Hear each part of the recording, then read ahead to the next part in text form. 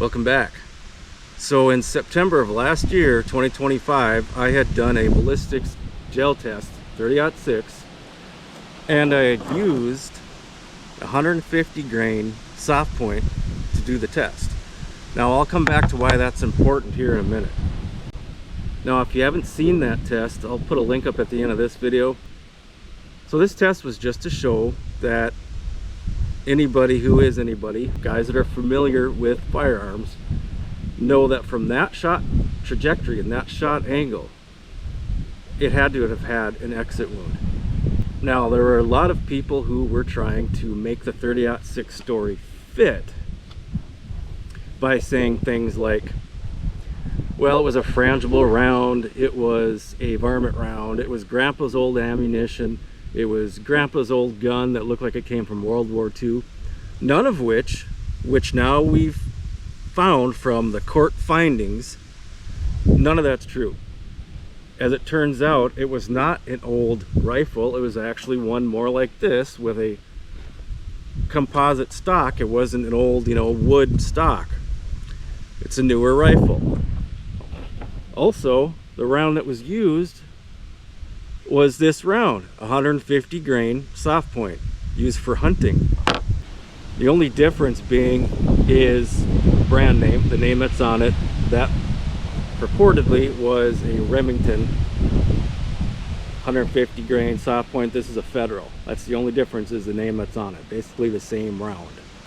Now a lot of comments that I've gotten, people keep saying, a round can get stuck inside a person.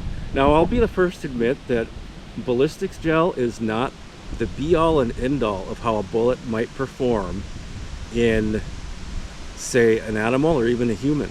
There's bone, there's muscle, there's different spots to where, yes, a 30-06 round can get stuck. But what these people are missing is the simplicity of the shot angle. Now people like to bring up Martin Luther King, and I actually already made a video debunking that. I will link that video up as well at the end of this video. But let me read a comment, and this is pretty typical. There's a lot of comments like this. Someone says, but MLK Jr. was killed with a 30-06 in the jaw, neck. His head didn't explode. He didn't even have an exit wound either. Why should I believe a YouTube ballistics dummy when I can simply pull up hunting forums that show deer weighing 80 to 180 pounds shot with 30-06 with no exit wound and no vaporized body parts? Well, here's the thing. I don't need to go on hunting forums. I've taken plenty of deer with 30 caliber, 30-06, 308, rounds like that. In fact, let me give you a little hunting anecdote that might explain this. So I used to go to the central part of the state, North Dakota, during deer gun season, and every year I had the same strategy. Now when you get to this central part, I'm not going to say where it is, but it gets hillier. There's actually hills in that area. It's not flat like it is around here. But I used to go to a certain hill that was overlooking a small valley, and I could actually, on top of this hill, I can see a lot of what's going on around it. I can see what kind of hunting pressure is going on. I can see guys way over here. They look like little orange dots, and they might be hundreds, maybe even 1,000 yards away, but they're tiny. I can see they're moving, and I know what they're doing. They're doing a deer drive. And my strategy has always been, I just sit on the hill and I rely on hunting pressure. I rely on these guys to do the work.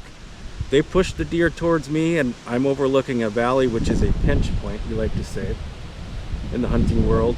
If those deer come this way, they're gonna funnel right by me. I'm gonna get a close shot, and I'm gonna put it right through the vitals. Now, with my hunting style, I have never gotten a 30 caliber bullet stuck in an animal. It's always been a pass-through shot with a pretty good exit.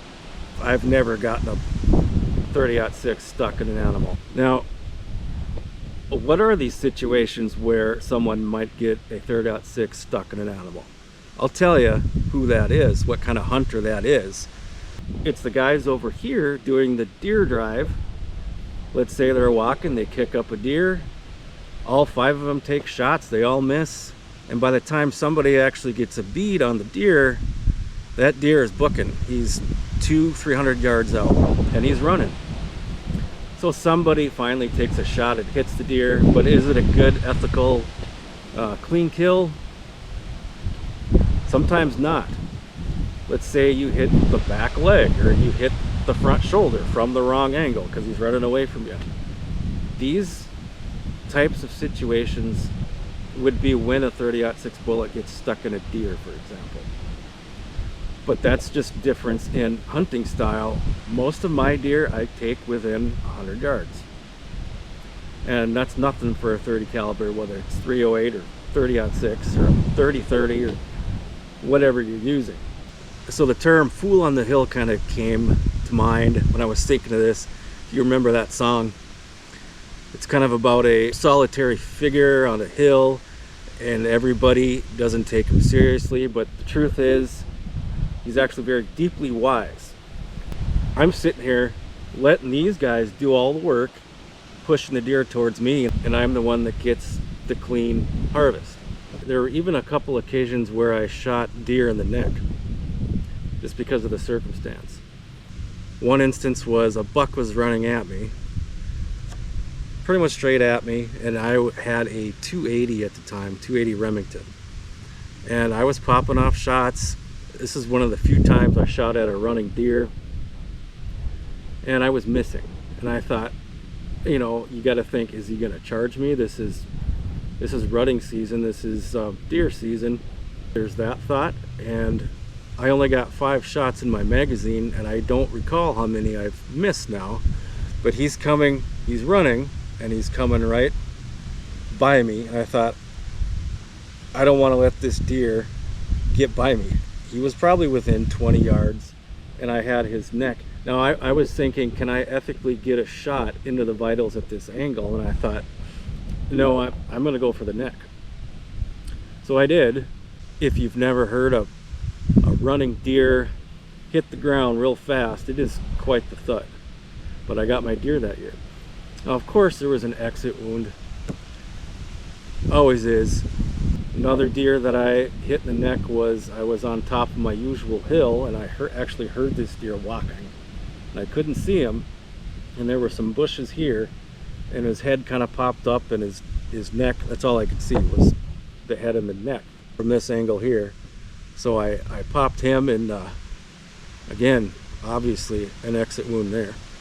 Now, in the case of Charlie Kirk, this is a straight to the neck shot, purportedly, from a 30-06 at around 140-ish yards. Should have had an exit. Now, with Martin Luther King, there were some other things that I went through. I'd have to look it up again, but I believe it had to do with cheek, neck, shoulder. It's going through a lot more stuff. So yeah, round can get stuck in a situation like that. But the neck is mostly made up of soft tissue, and 140 yards for a 30-06 is nothing. Now, another thing that came out in court where they showed pictures of what was supposedly etched into the bullet casings, and one said test shot.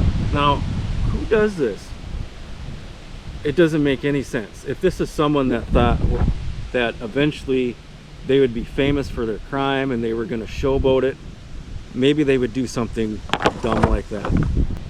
To me, Tyler Robinson doesn't have that demeanor of someone that's trying to showboat and enjoy the fame. Now, if you remember, before the Charlie Kirk incident, before that, there was another incident where it just so happens another transgender etched writings into his bullet casings. Now, I've said this before, but is this like a club now where transgendered people etch things into their bullet casings and commit crimes? That's either a copycat type of crime, or they're trying to come up with a story. So there was something else that came out in court, and that was that there was a .223 round found on another rooftop in the vicinity, 300 yards away from Charlie Kirk's position. Now, I just so happen to have one of these .223s, and you can see that it's quite a bit smaller than the 30-06. Now at the time, they kind of excused this. From what I understand, they said a law enforcement person cleared his weapon and left this bullet on the roof. Now let me demonstrate how silly that is. Well, it looks like my shift is done. Guess I'll go home now. Look, law enforcement do not clear their weapons in public and just leave live rounds all over the place. On the street, in the alley, someone's yard, on roofs. Doesn't happen. And there's a lot of reasons why that should be looked into. It shouldn't just be glossed over. Why do we have another bullet on top of a roof in the vicinity? Also, since it's a much lighter round and it's double the distance, 300 yards, now you're in the realm of this could possibly be something that had an entrance but no exit. Now there's one more theory that a lot of people are starting to subscribe to more, and it's a possibility, and that is the lapel mic. So let me preface this by saying that pellet gun technology, for example, has come a long ways in recent years. I would think that if that's true, that could have been an engineered lapel mic, especially for that purpose, able to hold a lot of PSI. Who knows? 7,000 to 10,000, and it could be a small projectile that is moving fast and it does the damage but has no exit. That maybe might make some sense. There is a video out there showing, it looks like it matches up. You see the shirt puff out and it looks similar. So that's a possibility. Now, one other thing I'm going to say about the shot trajectory, the angle of the shot, and that is I don't think it's even possible for a round to hit the neck from that angle up on a roof. Now maybe I'll show it again, but when I performed my test, I was only 3 feet maybe above the Ballistics gel head, and I was thinking to myself, I don't know if I can hit the neck because it looks to me like I'm going to hit the chin. So at a much steeper angle, I don't think it was possible to make that shot. But there's so many things that just don't seem right. Why did they cover the crime scene in concrete? And why, with all this mountain of supposed evidence, all these cameras, security cameras, cell phone cameras, they still cannot produce a video of Tyler Robinson taking a shot, let alone just with the rifle?